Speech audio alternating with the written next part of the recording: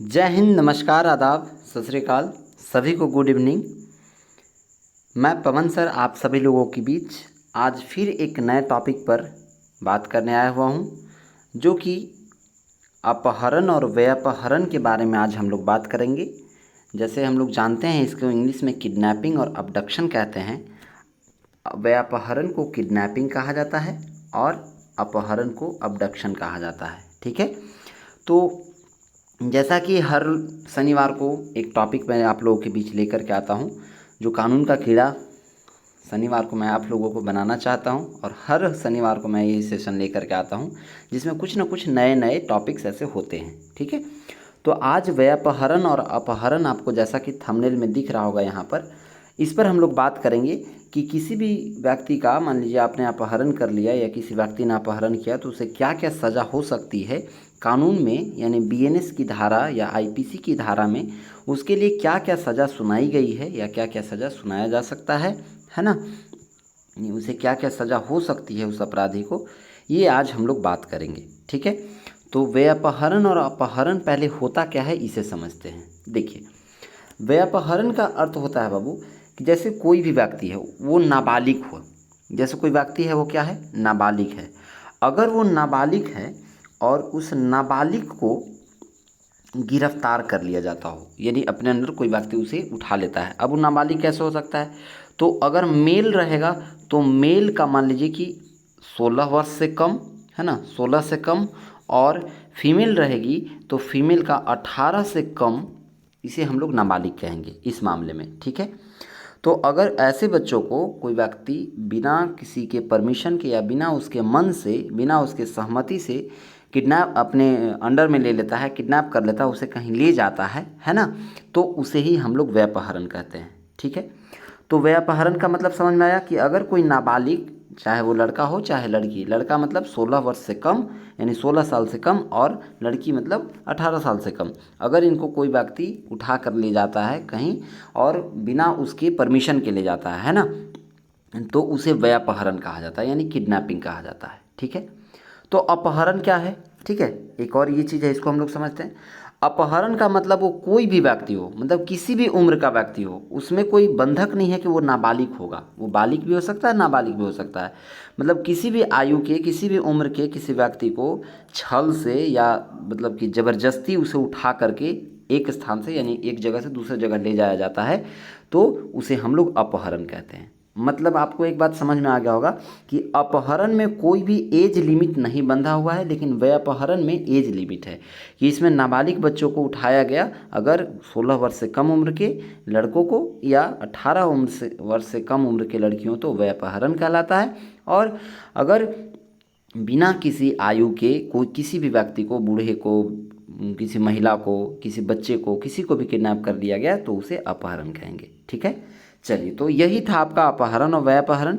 अब इस व्यापहरण और अपहरण के लिए क्या क्या कानून सज़ा सुनाती है, क्या क्या बीएनएस की धारा लागू होती है, आईपीसी की धारा लागू होती है, इसको हम लोग समझेंगे इस वीडियो के माध्यम से। ठीक है, चलिए, तो आज ये आप लोगों को दिख रहा होगा यहाँ पर भारतीय न्याय संहिता, जिसमें सारा चीज़ दिया हुआ है। यहाँ पर धारा, उपधारा, उसके लिए क्या दंड है, उसमें जो है सो न्यायालय, कौन सा न्यायालय उस दंड को सुनाएगी, ये सभी चीज़ों को यहाँ पर दिया हुआ है। ठीक है, आप देख सकते हैं। अब इसमें हम लोग समझेंगे कि कौन कौन सा, जैसे यहाँ पे अभी आप देख रहे होंगे कि बीएनएस की धारा जो है वो कौन कौन उसमें जो है सो सुझाव दिए गए हैं और कौन कौन सा शामिल किया गया है, ये यहाँ बताया हुआ है। अब हम लोग अपने मेन टॉपिक की ओर बढ़ते हैं। ठीक है, तो उसे टॉपिक से पहले, जानने से पहले, कुछ ऐसे अपराध के बारे में हम लोग जान लेंगे जो आपके लिए जानना बहुत ही ज़रूरी है, क्योंकि उस टॉपिक में वो चीज़ आपको मिलेगा। जैसे सबसे पहला एक अपराध को आप लोग यहाँ पर लिखा हुआ कि संज्ञेय यानी कॉग्निजिबल, ये कैसा अपराध है, संज्ञेय अपराध कैसा अपराध है, इसे समझते हैं। तो ऐसा अपराध जिसके लिए पुलिस अधिकारी बिना वारंट के किसी को गिरफ्तार कर लेता है, मतलब बिना उसे बताए, मतलब किसी व्यक्ति को बिना बताए उसका कारण कि भाई तुम्हें हम क्यों गिरफ्तार कर रहे हैं, अगर उसे गिरफ्तार कर लेता है पुलिस, तो उसे संज्ञेय अपराध कहेंगे। ठीक है, और अदालत के आदेश के बिना ही जांच शुरू कर देगा, मतलब अदालत से परमिशन लेने की ज़रूरत, कोर्ट से परमिशन लेने की ज़रूरत नहीं है पुलिस को, तो ऐसे अपराध कॉग्निजिबल अपराध कहलाते हैं, यानी संज्ञेय अपराध कहलाते हैं। ठीक है, चलिए, ये तो संज्ञेय अपराध था, इसका मतलब आपको समझ में अच्छे से आ गया है। तो आगे बढ़ते हैं, एक और बात को समझते हैं। तो असंज्ञेय अपराध क्या होता है भाई? नॉन कॉग्निजिबल अपराध क्या होता है? नॉन कॉग्निजिबल क्या है? तो ऐसा अपराध जिसमें पुलिस को अदालत के वारंट के बिना अपराधी को गिरफ्तार करने का अधिकार नहीं होता है। तो बताइए, संज्ञेय में अभी हम तुरंत बताए हैं, क्या बताए कि ऐसा अपराध जिसमें पुलिस बिना वारंट के ही गिरफ्तार कर लेगा, लेकिन नॉन कॉग्निजिबल में क्या होता है कि वारंट होना जरूरी है, बिना वारंट के अपराधी को गिरफ्तार नहीं कर सकता है पुलिस। ठीक है, तो ऐसे अपराध को असंज्ञेय अपराध कहते हैं। ये अपराध आमतौर पर कम गंभीर होते हैं, जैसे सार्वजनिक उपद्रव या सामान्य चोट पहुंचाना। ये सब जो है सो नॉर्मल, इस पर ये संज्ञेय नॉन कॉग्निजिबल अपराध के रूप में आता है। ठीक है, नेक्स्ट आगे बढ़ेंगे और हम लोग समझेंगे कि अब समझिए जमानतीय यानी बेलेबल क्या होता है। जमानतीय किसे कहते हैं, मतलब बेलेबल। तो ऐसा अपराध जिसमें आरोपी को थाने से या अदालत से जमानत प्राप्त करने का अधिकार होता है। ठीक है, वो अगर कोई व्यक्ति ऐसा कुछ अपराध कर दिया है जो बहुत ज़्यादा जो है सो खतरा वाला वैसा नहीं है, कुछ मतलब गलत अपराध कुछ नहीं किया है ना, कुछ गलत वैसा कांड नहीं किया है, तो उसमें आरोपी को थाने से या फिर अदालत से जमानत प्राप्त करने का अधिकार होता है कि वहाँ से जमानत मिल जाएगा, आप घर जा सकते हैं। ठीक है, यानी बेल हो सकता है आपका। फिर क्या कहता है, जमानत का मतलब क्या होता है? तो जमानत का मतलब ये नहीं है कि वो अपराधी जो है सो उसको जो है सो मिल गया बेल तो वो कहीं भी चल जाएगा, घूम जाएगा या फिर नहीं रहेगा, कहीं भाग जाएगा, ऐसा नहीं। जमानत का मतलब ये हुआ कि आरोपी को इस शर्त पर वहाँ से छोड़ा जाता है, रिहा किया जाता है कि जब भी अदालत बुलाएगी तो वह उसे अदालत में पेश होना पड़ेगा, वहाँ जाना पड़ेगा। ठीक है, कोर्ट से जब भी उसको नोटिस आएगा तो वहाँ पर जाना पड़ेगा उसे, ये बेलेबल होता है यानी जमानतीय। तो अजमानतीय क्या होता है, इसे समझिए। नॉन बेलेबल क्या है? तो अजमानतीय का मतलब वह अपराध जिसमें जमानत नहीं मिल सकती। ऐसे मामलों को जमानत देना या न देना अदालत के विवेक पर निर्भर करता है, यानी अदालत जब चाहेगी तभी उसे जमानत दे सकती है या नहीं तो उसे जमानत नहीं देगी। इसी में जो है सो इसमें ही एक आता है एंटीसिपेटरी बेल, है ना। एंटीसिपेटरी बेल जो होता है उस पर अदालत जो है सो आपको जमानत दे देती है, एक अग्रिम जमानत दे देती है, जिसके वजह से आप जो है सो बाहर रह सकते हैं, घूम सकते हैं, जिसमें आप जो है सो लेकिन हाँ, जब भी जज बुलाएंगे वहाँ पे, जब भी कोर्ट में बुलाया जाएगा तो आपको जाना पड़ेगा। ठीक है, ये होता है अजमानतीय। नेक्स्ट एक होता है असमनीय। असमनीय क्या है, यानी नॉन कंपाउंडेबल क्या है, और एक और होता है समनीय। ये कैसा अपराध है, इसको समझिए। असमनीय और समनीय का मतलब ये होता है कि ऐसा अपराध जिसमें जो पीड़ित है, पीड़ित पक्ष अपराधी के साथ समझौता नहीं कर सकता। मतलब अगर कोई व्यक्ति किसी के साथ बहुत गलत कर दिया है तो जो पीड़ित पक्ष है वो पीड़ित पक्ष उस अपराधी के साथ समझौता नहीं करेगा। जैसे समझिए किसी व्यक्ति ने, कोई अपराधी था, उसने किसी महिला का रेप कर दिया। ठीक है, तो रेप करने के बाद उसके साथ समझौता वो पीड़ित पक्ष नहीं कर सकता है ना। तो वैसे अपराध को असमनीय यानी नॉन कंपाउंडेबल अपराध कहते हैं। उसका फैसला जो है, ये सब मामला में उसका फैसला अदालत ही सुना सकता है, उसे असमनीय कहते हैं। तो समनीय किसे कहते हैं भाई? देखिए बाबू, समनीय उस अपराध को कहा जाता है जिसमें कोई भी पीड़ित पक्ष है, वो पीड़ित पक्ष उस व्यक्ति से जिसके साथ उसका झगड़ा हुआ है या किसी तरह से कोई अपराधी है उसके साथ, वो क्या कर ले, समझौता कर ले। अपराधी के साथ क्या कर ले, समझौता कर ले, तो उसे ही हम लोग समनीय कहते हैं। इसमें कोर्ट जो है सो ज़रूरत नहीं है कि कोर्ट में जाना ही जरूरी होता है, एक दूसरे के साथ वहाँ पर समझौता हो सकता है। ठीक है, चलिए, तो ये था कुछ पॉइंट्स जो आपको जानने थे। अब इसी पॉइंट का यूज यहाँ पर होगा जो आज का टॉपिक है, व्यापहरण, अपहरण, दास्ताव और बलात् श्रम के विषय में आज मैं आप लोगों के बीच जो है सो यहाँ पर ले करके आया हुआ हूँ वीडियो। ठीक है, तो उम्मीद करता हूँ कि सब लोग बहुत ही उत्सुक होंगे ये सब जानने को, है ना। तो शुरू करते हैं। देखिए बाबू, बीएनएस की धारा यानी भारतीय न्याय संहिता, इसका फुल फॉर्म क्या होता है, भारतीय न्याय संहिता, और आईपीसी का फुल फॉर्म होता है इंडियन पिनल कोड। तो बीएनएस की धारा जो 137 है, इसमें व्यापहरण यानी किडनैपिंग की परिभाषा दी गई है। ठीक है, किडनैपिंग की परिभाषा किसमें दी गई है, बीएनएस की धारा 137 में। ये तो बीएनएस की धारा है, लेकिन इंडियन पिनल कोड के तहत कौन सा अनुच्छेद में, कौन सा सेक्शन यानी धारा में इसे रखा गया है, तो 559 में भी इसकी चर्चा है, 359 में भी, 360 में, 361 में और 363 में। ये चारों जो आपको धारा देखने को मिल रहे हैं आईपीसी के, ये चारों धारा में इसकी क्या है, चर्चा है।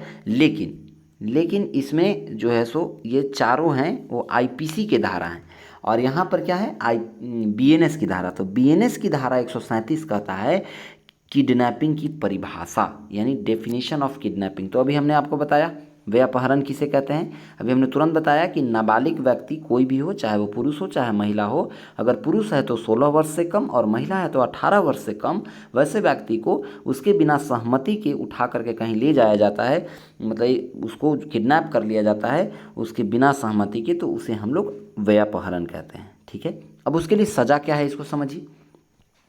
तो व्यापहरण के लिए जो अपराधी उसे व्यापहरण करेगा किसी व्यक्ति का, तो उसे 7 साल का जेल होगा और उसे जुर्माना होगा। ठीक है, अच्छा, इसको 7 साल को जेल सुनाने वाले प्रथम वर्ग के मजिस्ट्रेट होते हैं, फर्स्ट ग्रेड मजिस्ट्रेट जो होते हैं जिला में, वो उसे सुना सकते हैं। ठीक है, इसे और जुर्माना भी इसे लगा सकते हैं। ठीक है, अच्छा, तो ये यहाँ पर देखिए संज्ञेय, जमानतीय और अशमनीय, यहाँ पे आया ना बात।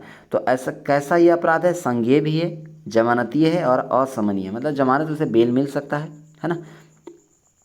ठीक है, अशमनीय मतलब कि एक दूसरे के साथ समझौता नहीं होगा, समझौता करने के लिए कौन रहेगा, न्यायालय रहेगा, कुछ भी अगर उसका मामला है तो उसको न्यायालय ही सुलझाएगी।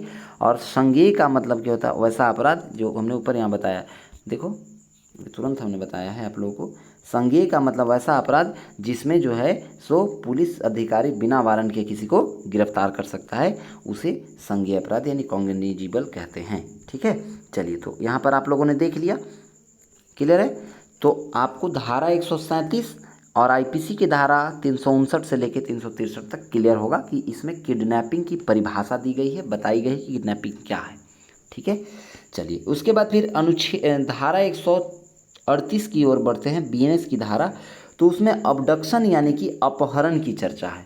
अपहरण किसे कहते हैं, तो अपहरण की चर्चा यानी डिफाइन अपहरण के बारे में किया गया। तो अभी हमने तुरंत बताया अबडक्शन किसे कहेंगे।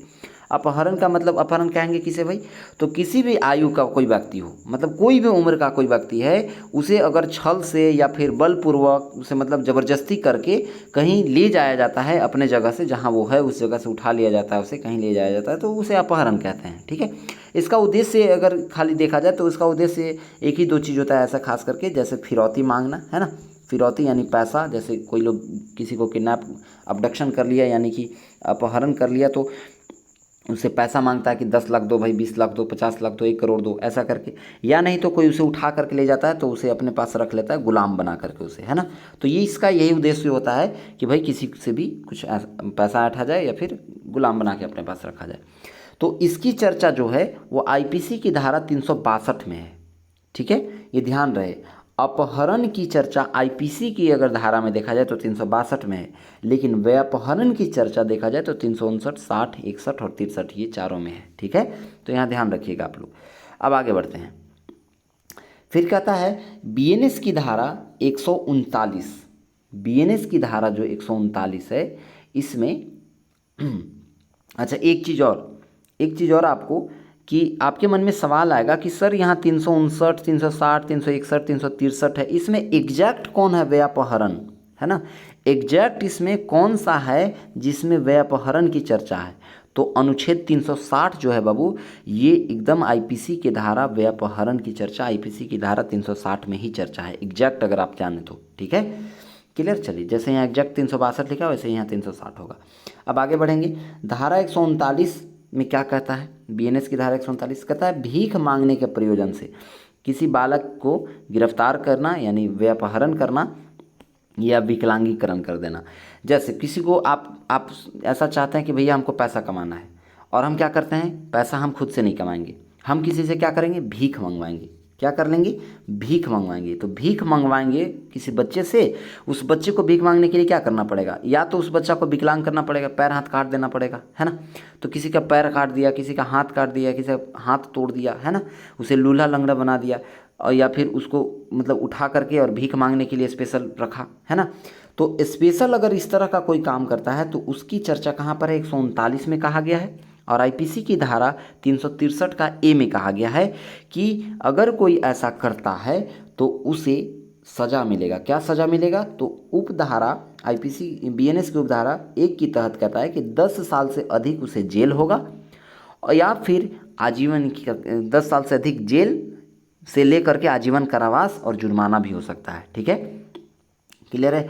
तो इसको लगाने वाले कौन होते हैं? फर्स्ट ग्रेड मजिस्ट्रेट ही होते हैं, यानी प्रथम वर्ग के मजिस्ट्रेट होते हैं, इन यही सज़ा सुनाते हैं। ठीक है, तो कभी भी किसी व्यक्ति को आप जो है सो खास करके उन बच्चों को भीख ना दे बाबू। एक बात और मैं बताता हूँ, अगर जैसे आप दिल्ली जैसे बड़े शहर में जाओगे ना, तो वहाँ पर आपको हर एक मेट्रो स्टेशन पे या फिर खास करके आप देखोगे ट्रेन रेलवे स्टेशन पे या फिर मंदिर वंदिर के आगे पीछे कहीं पर भी आपको भीख मांगने वाले बहुत बच्चे मिल जाएंगे, जिसका पैर कटा हुआ है, हाथ कटा हुआ है ना। तो आप अगर किसी एक बच्चे को भी भीख देते हो ना, किसी एक व्यक्ति को भीख देते हो, तो ये बात तय मान लो कि आप एक को दे करके कम से कम 10 लोगों को और खतरे में डाल चुके हो, है ना। कारण क्या है सो समझिए। अगर आपको मदद करना है आप मदद कीजिए, उससे दिक्कत नहीं है, लेकिन इसका मतलब ये नहीं कि आप किसी को खतरे में डालें। कारण क्या है कि अगर आप किसी को भीख दे दिए, अब वो जो है, जो व्यक्ति उससे भीख मंगवा रहा था उसको रखा था किडनैप करके अपने पास, तो उसको जो है भीख मांगने के लिए स्पेशल रखा था। अब क्या करेगा, उसको उसके मन में लालच बढ़ेगी कि अरे इसको तो सब लोग भीख देता है। ऐसा करते हैं कि 2 4 10 और ले आते हैं कहीं से, उसको भी विकलांग कर देंगे, वैसे ही पैर हाथ काट देंगे और उसको भी भीख मंगवाएंगे। अब 10 बच्चों को और आपने खतरे में डाल दिया। तो इस बात का ध्यान रखें कि ऐसा कोई हो तो आप उससे मतलब भीख न दें, उस चीज़ को रोकें, है ना। उसको आप कहीं ऐसा हो तो अगर आप सक्षम हो तो उसे सरकारी स्कूल या फिर ऐसा कहीं एडमिशन करवा दें जहाँ पढ़ाई लिखाई कर सके, वो वहाँ से हटा सके तो हटा दीजिए, अन्यथा आप भीख न दें, है ना। इस चीज़ को ध्यान रखें ताकि और लोग खतरे में ना आए। तो उपधारा जो है ये इसमें कहता है अनुच्छेद 139 में कि इस उपधारा 1 के तहत उसे 10 साल की जेल हो सकती है और आजीवन कारावास भी हो सकता है। ठीक है, ये भी अपराध जो है संज्ञेय है, इसमें पुलिस बिना उसे बताए उठा सकती है, जो व्यक्ति ऐसा करेगा, है ना, बिना किसी वारंट का उसे उठा सकती है और ले जा करके थाना में खूब कुटाई करेगी, कोई दिक्कत नहीं है उसमें, है ना। अजमानत ये है, ये जमानत बेल नहीं मिलेगा आपको, और असमनीय भी है। ठीक है, इसमें कोई ये नहीं किया जाएगा एक दूसरे पार्टी के साथ, मतलब उस बच्चे के साथ, यानी उस अपराधी के साथ, और वो जो बच्चा उस दर्द को सह रहा था, वो जो दुख झेल रहा था, उसके साथ कोई समझौता नहीं किया जाएगा। इसमें न्यायालय ही हस्तक्षेप करेगी। ठीक है, चलिए एक और सज़ा क्या हो सकता है, तो अगर बहुत संगीन अपराध एकदम किया है, बहुत ही घिनौना अपराध किया है, किसी बच्चे को एकदम पूरा मतलब जान ही ले लिया, या बहुत कम उम्र में उसे भीख मंगवा दिया इस तरह से करके, तो उसे 20 वर्ष से जीवन काल तक, मतलब 20 वर्ष से लेकर के उसके जितना भी जीवन बचा हुआ है उस समय तक जो है सो उसे जो है सो जेल हो सकती है, और जिसे जुर्माना भी होगा। ये भी संज्ञेय, अजमानती और अशमनीय है। ठीक है, इसे सेशन न्यायालय जो है सो सज़ा सुनाती है। चलिए नेक्स्ट आगे बढ़ेंगे। अब धारा 140 क्या कहता है इसे समझिए। बीएनएस की धारा 140 क्या कहता है इसे समझिए। अगर किसी व्यक्ति को आप हत्या करने के लिए या फिरौती मांगने के लिए, जिसे हम लोग रैंसम भी कहते हैं इंग्लिश में, है ना, हत्या करने के लिए या फिर फिरौती आदि मांगने के लिए आप उसका व्यापहरण या अपहरण करते हैं, है ना, तो उसके लिए बहुत सारी सजाएं हैं। अभी सुन लो, गलती से भी ऐसा ख्याल किसी व्यक्ति के मन में आ रहा हो जो इस वीडियो को देख रहे हो, तो आप इस बात का बखूबी ध्यान रखें कि भाई बहुत लंबे जाने वाले हो, बहुत दिक्कत होने वाला है ना। इसीलिए तो एवरी जितने भी मतलब ब्यूरोक्रेट्स हैं, ऐसा अगर कोई करता है ना तो मतलब घसीटते हुए ले जाते हैं थाने, घसीटते हुए, क्योंकि उन लोगों का मतलब हर रोज़ ऐसे ऐसे लोगों से मिलना ही है कि उन लोग सब लोगों के साथ जो है सो अच्छे से, कभी भी आपको पुलिस वाले बहुत ज़्यादा आपके साथ अच्छे से पेश नहीं आएंगे, क्योंकि उन लोगों को दिन भर ऐसे ही लोगों से मिलना है जो एकदम माथा खैले रहेगा, तो किचकिचाए में उधर का गुस्सा इधर निकल जाएगा, है ना। तो अगर कोई व्यक्ति किसी को हत्या के लिए या मारने के लिए जान से, या फिर उससे पैसा ऐंठने के लिए उसको गिरफ्तार कर लेता है, उसको जो है सो उठा लेता है उसके घर से, तो उसके लिए क्या क्या सजा है सो देखिए। पहले तो इसकी चर्चा कहाँ है ये ध्यान रखिए। बीएनएस की धारा 140 यही कहती है, 140 में इसकी चर्चा है, और आईपीसी की धारा 364, 364 का ए, 365 और 367 में इसकी चर्चा है। ठीक है, अब समझिए इसके लिए सज़ा क्या क्या है। अगर कोई अपराधी इस तरह का काम करता है तो सबसे पहला तो आजीवन कारावास होगा उसे, या नहीं तो 10 साल के लिए उसको जो है सो जेल हो जाएगा। ठीक है, और जुर्माना भी होगा। ठीक है, मतलब पैसा भी भरना है, जितना उसे सेशन न्यायालय, सेशन कोर्ट जो है सो सुनाएगी कि भैया 4 लाख, 10 लाख, 20 लाख, 50,000, 1 लाख, जितना भरना है उतना तुम्हें पैसा भरना है, इतना, है ना। और तुमको जो है, अच्छा ये जुर्माना जो होता है ना, ये अपराधी को जो है सो देना होता है, उस व्यक्ति को जिसको उसने गिरफ्तार किया था, है ना, वहाँ पर दिलवा देता है सेशन कोर्ट। देखो न्याय कर दिया उसके साथ, है ना, तो इसीलिए तो नाम है न्यायालय। तो आजीवन कारावास उसे हो सकता है या 10 साल का जेल हो सकता है। दूसरा क्या, अगर उसने और कुछ किया है तो जैसे मान लो बहुत घिनौना जैसे मार ही दिया है किसी को जान से, तो उसे भी जो है सो मृत्यु की सज़ा सुनाई जा सकती है या आजीवन कारावास और जुर्माना भी होगा। ठीक है, इसे भी सेशन न्यायालय सुनाती है। ठीक है, तो ये भी संज्ञेय यानी कि बिना कहे पूछे पुलिस आपको उठा लेगी, है ना। अजमानतीय और अशमनीय मतलब कोई राय दुहाई नहीं होगा, मतलब एक दूसरे के साथ कोई समझौता नहीं होगा, अशमनीय अपराध है ये, है ना। अच्छा, उपधारा 3 के तहत एक और क्या सज़ा हो सकती है, तो 7 साल का जेल और जुर्माना हो सकता है। ठीक है, ये अपराध एकदम अजमानती है, आपको जमानत नहीं मिलेगा। न्यायालय में कौन सुनाएंगे इसकी सज़ा को, तो प्रथम वर्ग के जो मजिस्ट्रेट होते हैं वही इस सज़ा को सुनाते हैं। अच्छा, उपधारा 4 क्या कहता है, ये कहता है कि 10 साल का जेल और जुर्माना। ठीक है, 10 साल का जेल और जुर्माना जो है सो इसे लग सकता है। इसमें जो इसका अपराध है वो संज्ञेय है, मतलब बिना कहे पूछे पुलिस आपको जो है सो गिरफ्तार कर लेगी बिना किसी वारंट का, है ना। और ये अजमानती है, बेल आपको इस पर नहीं दिया जाएगा, नहीं मिलेगा।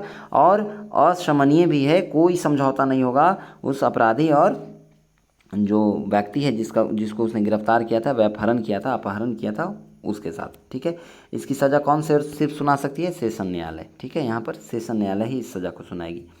नेक्स्ट आगे, बीएनएस की धारा 141 क्या कहता है, इसे समझिए। अगर कोई व्यक्ति विदेश से, मतलब अपने देश से नहीं, कहीं बाहरी से बालिका किसी लड़की को, मतलब 21 साल से कम उम्र के किसी लड़की को या फिर 18 साल से कम उम्र के लड़की को आयात करता है, विदेश से क्या करता है, ट्रांसपोर्ट करता है, भेजता है कहीं, है ना। तो ऐसा अगर कोई करता है तो उसे सज़ा होगी, क्या सज़ा होगी, 10 साल की जेल और जुर्माना, ये दोनों होगा। और इसे भाई सज़ा सुनाने वाला सेशन न्यायालय होगा, वो बहुत लंबा जाने वाला है, बहुत दिक्कत होगा उसे। अच्छा, ये अपराध जो है वो संज्ञेय अपराध है, इसमें जो है सो पुलिस बिना कहे पूछे आपको जहाँ देखेगी वहीं दबोच लेगी, कहीं से आप नहीं बच पाएंगे। अजमानतीय है, मतलब आपको जमानत भी नहीं मिला जाएगा। और अशमनीय है, मतलब उस लड़की के साथ या उस लड़के के साथ आपको कोई समझौता नहीं करना है, वो सेशन न्यायालय ही आपके इस मामले को देखेगी। ठीक है, तो अगर कोई व्यक्ति विदेश से किसी लड़की को या लड़का को ट्रांसपोर्ट करता है, आयात यहाँ से वहाँ भेजता है, तो उसे सज़ा होगी भाई 10 साल का जेल, अच्छा लगने वाला है उसका। ठीक है, चलिए अब अगला बीएनएस की धारा 142 क्या कहती है। अच्छा, यहाँ पर आपको देखने को मिले आईपीसी की धारा भी मैं साथ में लेते चल रहा हूँ। आईपीसी की धारा 366 का बी जो है वो बीएनएस की धारा 141 जो है वो दोनों सेम है। अगला बीएनएस की धारा 142 क्या कहती है कि व्यपहर्त या अपहर्त, मतलब कोई व्यक्ति किडनैप हुआ है या अबडक्शन हुआ है, उस व्यक्ति को जो है सो सदोष छिपाना या परिरोध कर में रखना। जैसे कोई व्यक्ति क्या किया कि उसको अपहरण करके कोई व्यक्ति उसके साथ दे रहा है, उसको छिपाने में उसको छिपा दिया कहीं, ठीक है, या उसे कहीं रोक करके रखा, अपने कब्जे में रखा, तो उस व्यक्ति को भी सज़ा होगी। क्या सज़ा होगी, तो व्यपहरण या अपहरण के लिए दंड जो है वो कैसा अपराध है, ये संज्ञेय, अजमानतीय और अशमनीय है। मतलब अपहरण आपने किसी का किया है तो आप समझ जाइए कि आपको पुलिस जहाँ दिख गया आप वहाँ दबोच लेगी, कहीं से आप नहीं बचने वाले हैं। इसके लिए कोर्ट से उसे परमिशन लेने की ज़रूरत नहीं है। और अजमानतीय है, मतलब कि आपको जमानत भी नहीं मिलेगा, आप एकदम आपको जो सज़ा सुना दिया गया उस पर आपको जो है झेलना ही है वो। और अशमनीय है, इसका मतलब कि अगर किसी का आपने अपहरण किया है या वह अपहरण किया है तो उस व्यक्ति के साथ आपका कोई समझौता नहीं किया जाएगा। ठीक है, उसमें कोर्ट ही जो है सो इंटरफेयर करेगी। अच्छा, न्यायालय इसमें क्या करेगी, तो न्यायालय जिसके द्वारा व्यपहरण या अपहरण विचारणीय है, न्यायालय कहती है कि जिसके द्वारा अपहरण या व्यपहरण कोई किया है तो उसके लिए ये विचार रखा गया है कि ये संज्ञेय है, अजमानतीय है और अशमनीय है। न्यायालय ये खुद कहती है कि ये एक कॉग्निजिबल अपराध है, मतलब कि संज्ञेय अपराध है। अजमानतीय है मतलब कि नॉन बेलेबल है, बेल नहीं मिलेगा आपको। और अशमनीय है मतलब नॉन कॉन्फिडेबल है ना, कॉन्फिडेबल है। तो ये ध्यान रहे, नॉन कॉन्फिडेबल यहाँ पर ये ऐसा अपराध है, न्यायालय ये खुद कहती है। अच्छा, बीएनएस की धारा 143 क्या कहती है, इसे देखिए जरा। ये कहती है कि व्यक्ति का दुर्व्यापार, मतलब ट्रैफिकिंग ऑफ पर्सन, आपने क्या किया, व्यक्ति को, किसी व्यक्ति को आपने बेच दिया, यहाँ से अपने देश से किसी और दूसरे देश में बेच दिया। मतलब आप यहाँ से किसी, जैसे लड़की हो गई है ना, आपने क्या किया, यहाँ से ट्रांसपोर्ट कर दिया। ठीक है, जैसे नहीं होता है देह व्यापार कहते हैं ना, उसी तरह से व्यक्ति किसी व्यक्ति का दुर्व्यापार, आपने किसी को बेच दिया है ना, ट्रैफिकिंग कर दिया यहाँ से, तो वैसे में आपको सज़ा क्या सुनाया जाएगा, तो उस समय एक सज़ा है 7 साल से 10 साल तक जेल हो जाएगा भाई, और जुर्माना 7 साल से 10 साल तक जेल आपको हो सकता है। कौन ये करेगा? तो सेशन न्यायालय आपको ये सज़ा सुनाएगी अगर आपने ऐसा कुछ किया है तो। ये जो भी अपराधी किसी व्यक्ति ने ऐसा किया है तो 7 साल से लेकर 10 साल तक उसे जेल होगा और उसे जो जुर्माना सुनाया जाएगा उसे भरना भी है ना। ये एक ऐसा अपराध है, संज्ञेय अपराध है, अजमानती है और अशमनीय है। मतलब कि पुलिस आपको कहीं से भी दबोच लेगी, आपको बेल नहीं मिलेगा, और ये अशमनीय है मतलब कोई भी एक दूसरे के साथ साझेदारी नहीं बरती जाएगी, इसमें न्यायालय ही सज़ा सुनाएगी। ठीक है, चलिए, तो ये था जो आपको देखने को मिला। और क्या क्या है भाई इसमें? तो संगीन भी है कुछ, जैसे और अगर कोई संगीन कुछ ऐसा अपराध किया है तो उसमें 10 साल से आजीवन कारावास तक का जुर्माना हो सकता है, इसे सेशन न्यायालय देगा। और क्या सज़ा है इसमें? और प्रावधान है सज़ा का कि 10 साल से आजीवन कारावास या जुर्माना, ठीक है, ये तीनों हो सकता है, इसे भी सेशन न्यायालय सुनाएगी। उसी तरह से 14 वर्ष से आजीवन कारावास तक, है ना, आपको जो है सो और जुर्माना भी देना पड़ेगा, ये सेशन न्यायालय कहेगी। ये सब संज्ञेय, अजमानती और अशमनीय अपराध हैं, है ना, मतलब कि नॉन कॉग्निजिबल है, नॉन बेलेबल है और नॉन कन्फिडेबल है।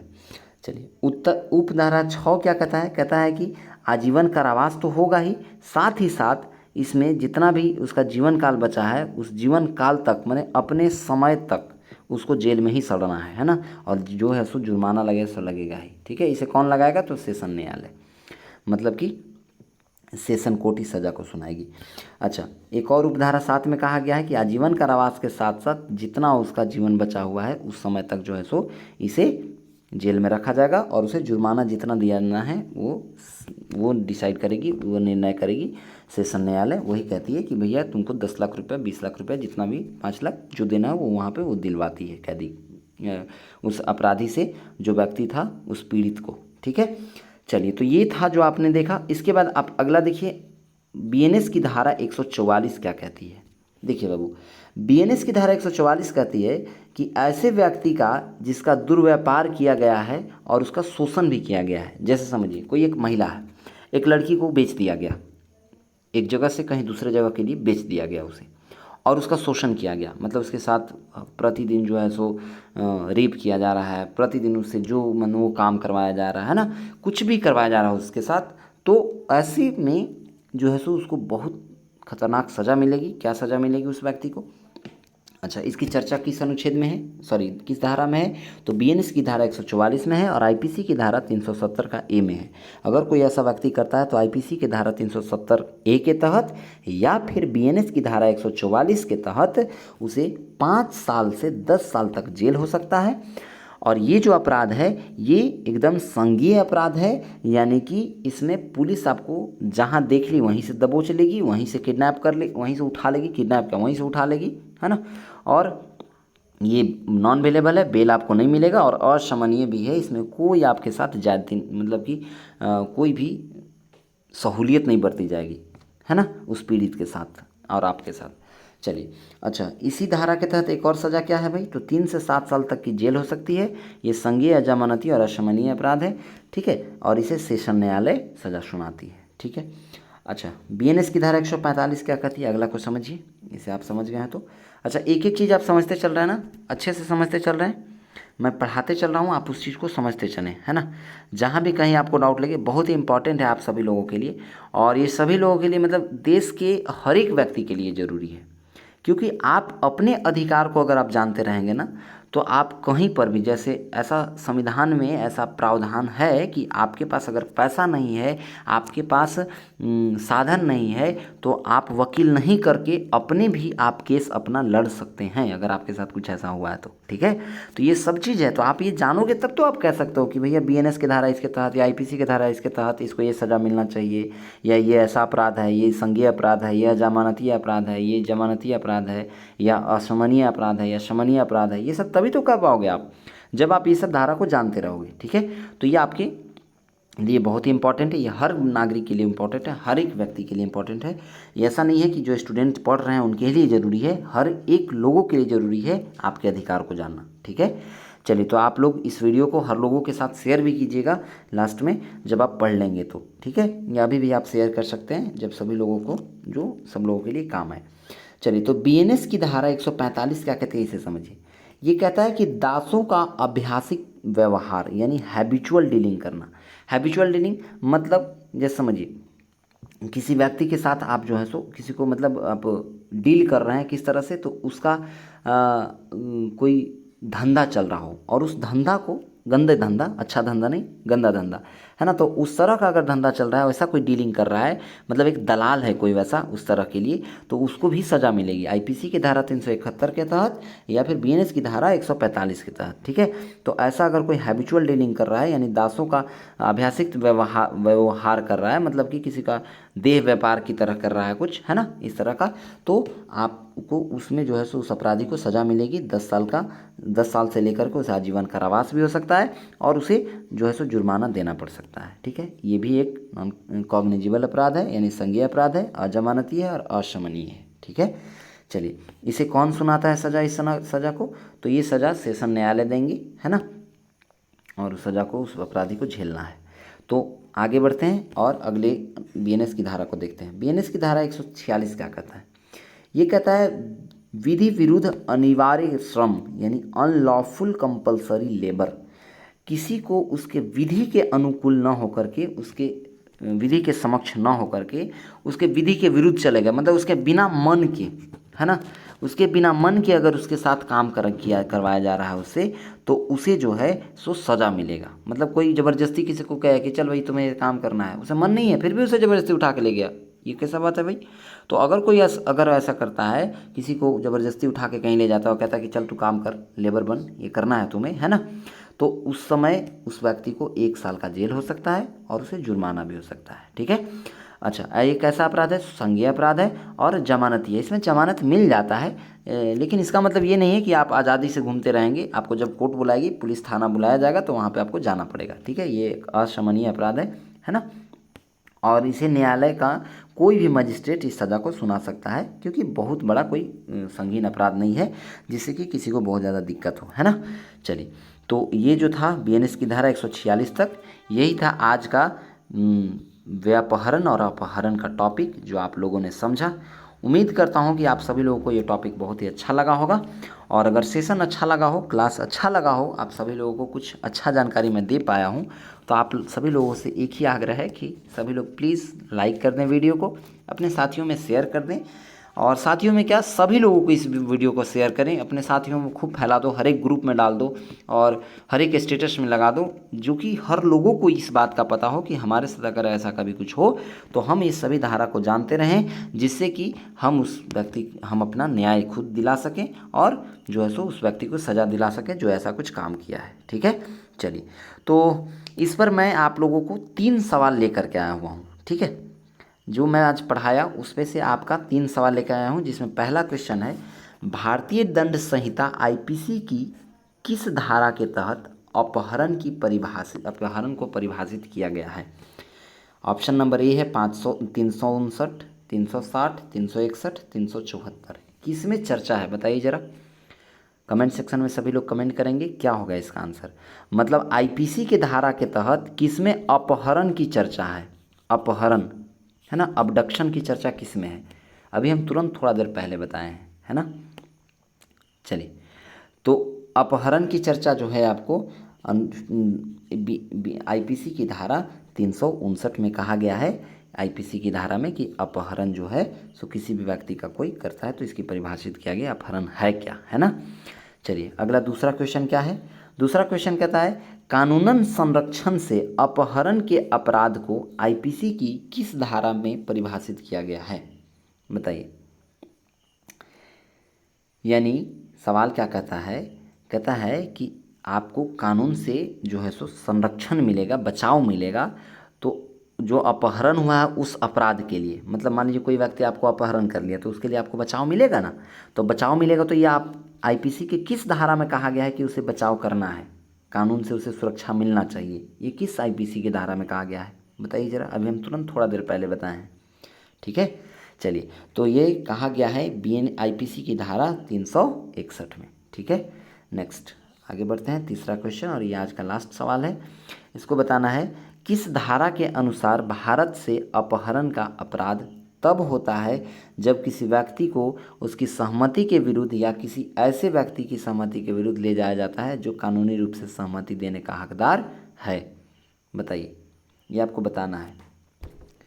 कहता है कि वो कौन सा धारा है जिसमें इस बात की चर्चा है जिससे कि किसी व्यक्ति का अपहरण कर लिया जाए और उसके बिना मन का कर लिया जाए, है ना, और वो क्या हो, वो नाबालिग हो, ठीक है, मतलब नाबालिग हो। तो ये किस में चर्चा है बताओ जरा, व्यापहरण में चर्चा है।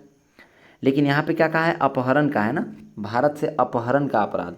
तो भारत से अपहरण बोला तो भारत से अपहरण नहीं, भारत से ये क्या हो गया, व्यापहरण हो गया, व्यापहरण, क्योंकि भारत में हुआ तो समझिए अपहरण हुआ है, ठीक है। और भारत से किसी व्यक्ति को बाहर भेज दिया गया है, जैसे वो नाबालिग लड़का हो सकता है, लड़की हो सकती है, उसको बेच दिया गया है, यहाँ से बाहर कर दिया गया है, तो किडनैपिंग फ्रॉम इंडिया की तरह हो गया वो। किडनैपिंग फ्रॉम इंडिया यानी भारत से उसे व्यापहरण कर लिया गया है। तो व्यापहरण की चर्चा किस में है ये आपको बताना है। अभी हम थोड़ा देर पहले बताए हैं वीडियो में, फर्स्ट बार में ही। तो व्यापहरण की चर्चा धारा आईपीसी की धारा 360 में है, ये आपको पता होना चाहिए, ठीक है साथियों। तो यही था आज का क्वेश्चन जो आप लोगों ने देखा, ठीक है। उम्मीद करता हूँ कि आज का सेशन आप लोगों को अच्छा लगा होगा, जो हमने आप लोगों के बीच ये वीडियो को लाया था, ठीक है। तो वीडियो अच्छा लगा हो तो आप सभी लोगों से एक ही गुजारिश है, लाइक कर दें, चैनल को सब्सक्राइब कर दें और अपने साथियों में शेयर कर देंगे।